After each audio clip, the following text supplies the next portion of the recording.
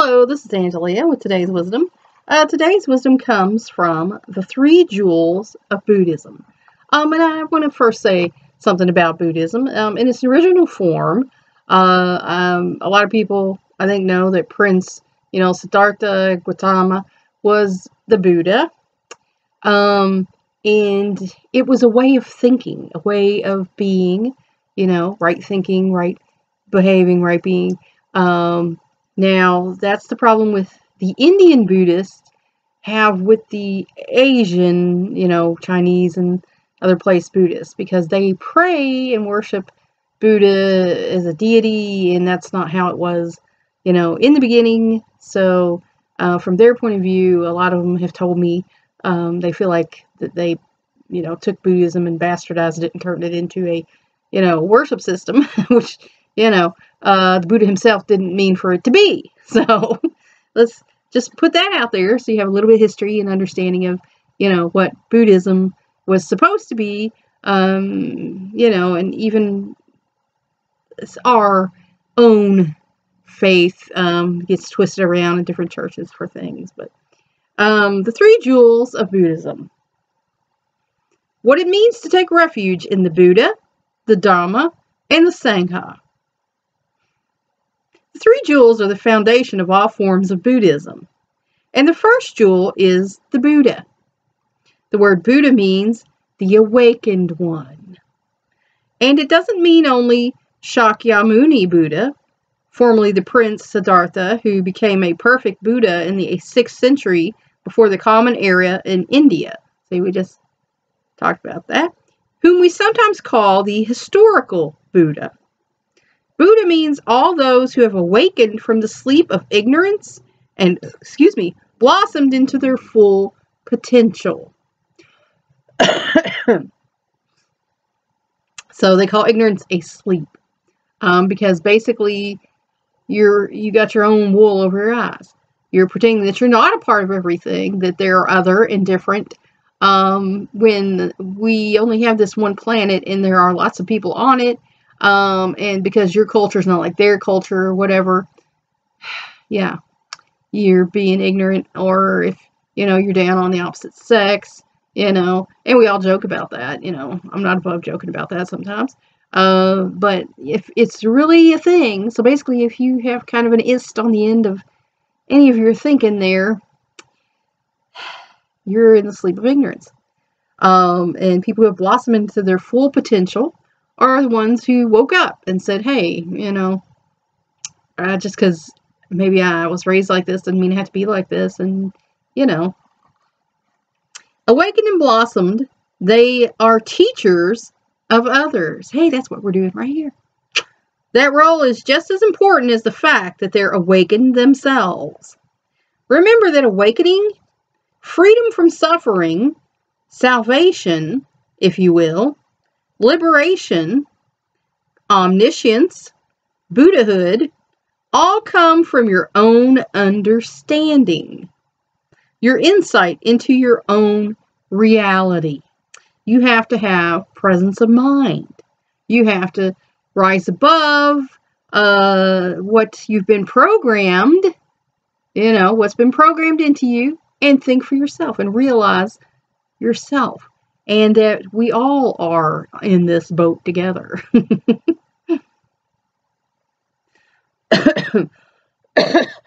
It cannot come just from the blessing of another, from some magical empowerment, from some sort of secret gimmick, or from membership in a group. And anybody tells you different is trying to sell you that secret gimmick. It can't even come only through your faith. Although some good faith may help, because, well, the saying is, faith without works, faith alone is good. I know good faith-filled people, but, if you're not doing anything with that, you're kind of fruitless. It can't come through meditation either, at least not by meditation alone. And everyone knows meditation is good. It can help you clear your mind and center yourself. So, The most important element of Buddha to us, until we become Buddhas ourselves, is that Buddha is a teacher, and he gives us a teaching. Now, teaching is not an indoctrination. It's not imposing a dogma. So see, they've said it right there. So the Buddhists who do that are kind of on the wrong side of the fence of Buddhism, honestly. A teaching gives us a set of methods that we can use to develop ourselves, to learn, to think over, to meditate upon, and finally, to gain deep, profound, transforming insight, wisdom, and understanding.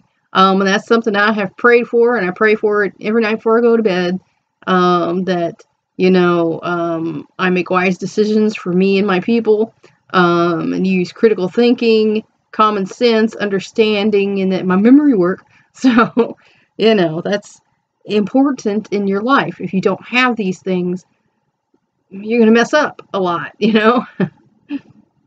So, we take refuge in the Buddha. Namo Buddham Sharanam Gacchami. We turn to the teaching of the reality of bliss, the teaching of the method of achieving happiness in whatever form it comes to us, whether it comes as Christianity, whether it comes as humanism, whether it comes as Hinduism, Sufism, or Buddhism. Because there are different religions. And we don't know. It's like Gandhi said, if everyone thinks they're right, then nobody can be. So we need to do what we feel is right. And, aim it at God. Again, intention is what really matters when you boil it down. And to go about in the world as an ignorant fool is not helping you, not helping your people, not helping anybody in the world. So,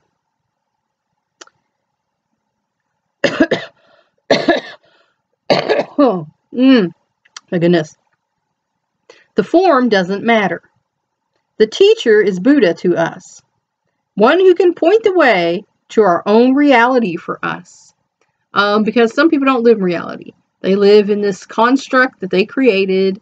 I do this 9 to 5, blah, blah, blah, and this is this. And, they're not aware of their life. They're not paying attention. And granted, it's harder for some people than others. But you should be taking it all in. You should be taking it all in, processing it all, and, adapting and making a life for yourself with it all. So that's what you should be doing. He could be a scientist.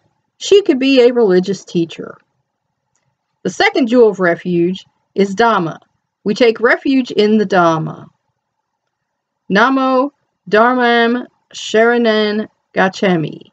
Dharma means to be held.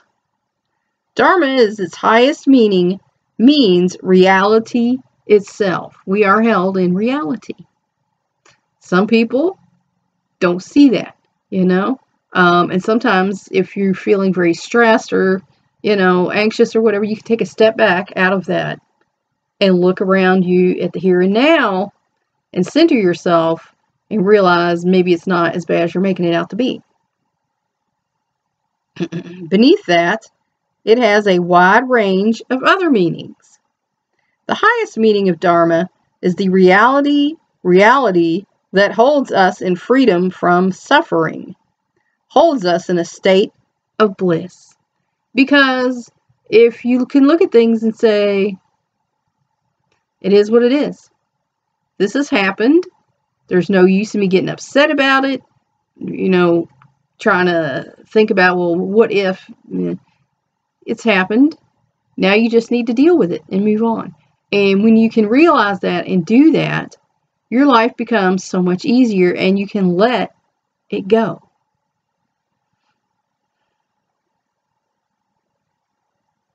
Dharma is our own reality that we seek to understand fully, to open to fully. because some people never do. They're so busy living what the world tells them they should be living, they don't live their own reality. And that's a shame. Dharma, therefore, also consists of those methods and the teaching of those methods that are the arts and sciences which enable us to open ourselves. So there again, those things are important, to become a full, well-rounded person. The practices which we do, which will open us, which follow these teachings, which implement them in our lives, in our practice, and in our performance, which deploy those arts, they are also Dharma.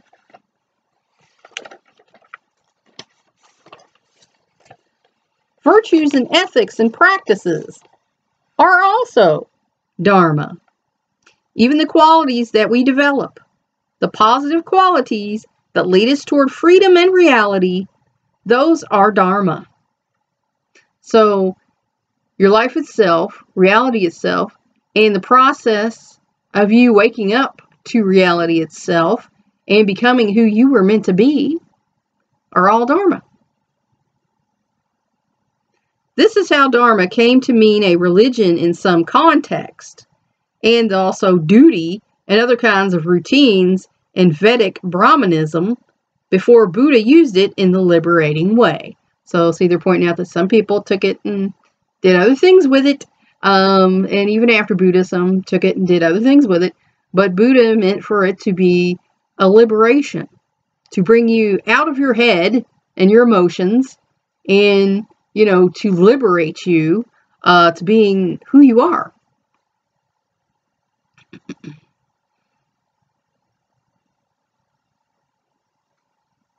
In later Hinduism, in the Bhagavad Gita, Dharma was used by God to say, do your Dharma, meaning do your duty. Follow, your role as a warrior, Arjuna, said God. Krishna, you warrior, follow your Dharma. So even in our Christian texts, Jesus tells us to do our duty, to go out into the world and witness. So that is something that Christianity and Buddhism have in common there.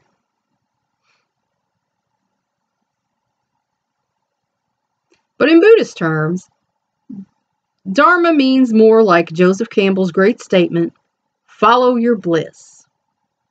Bliss is your freedom. So it means follow your freedom.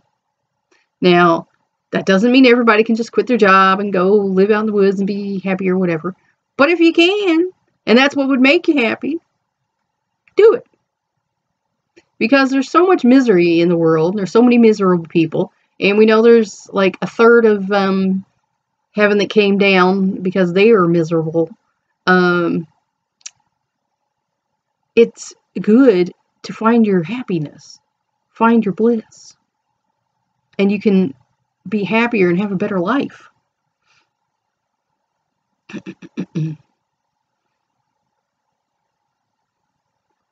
Bliss is your freedom, so it means follow your freedom.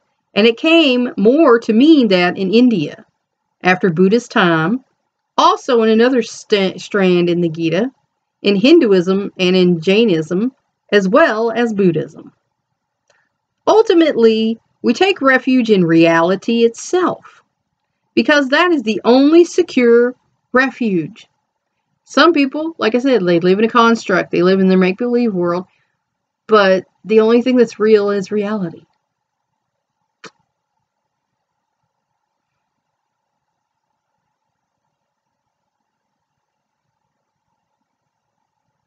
If we took refuge in any unrealistic thing, it could be blown down by this and that howling wind.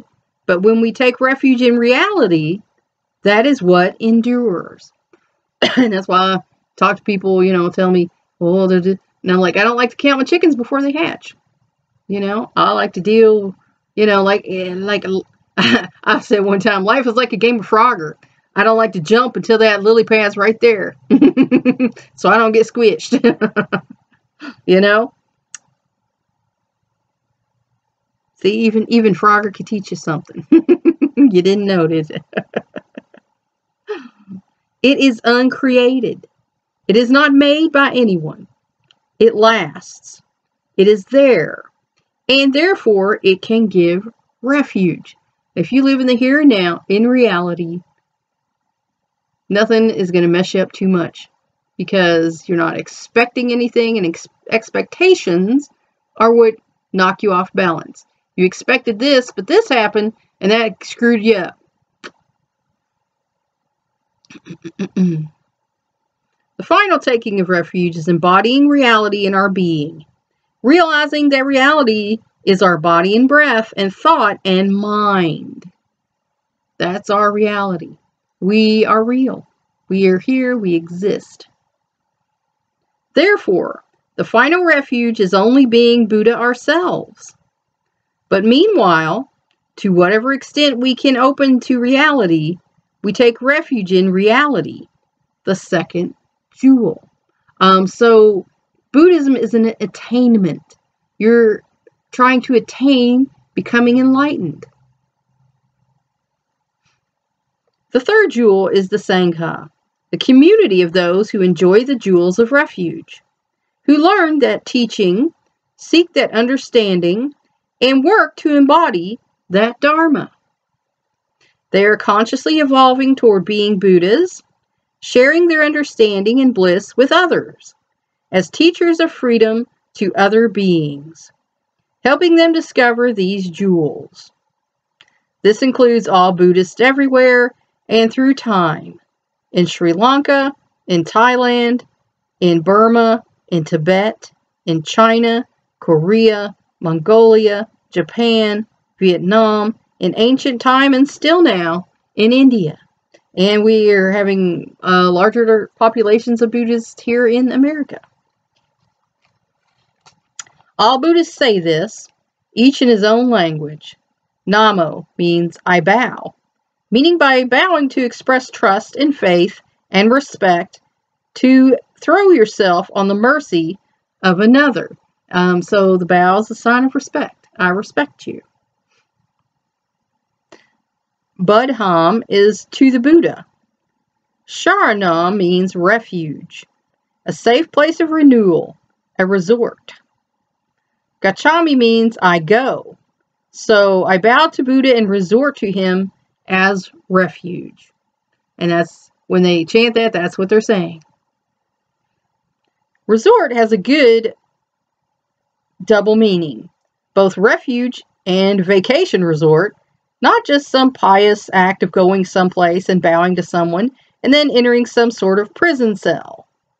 It's like going for a rest, to relax, restore your energy, enjoy, to get some peace. And that's important to do. When you're feeling stressed out and just overwhelmed, it's important to pull yourself back out of that, back into your reality. Go lay in your bed and listen to some music. Go for a drive and listen to some music.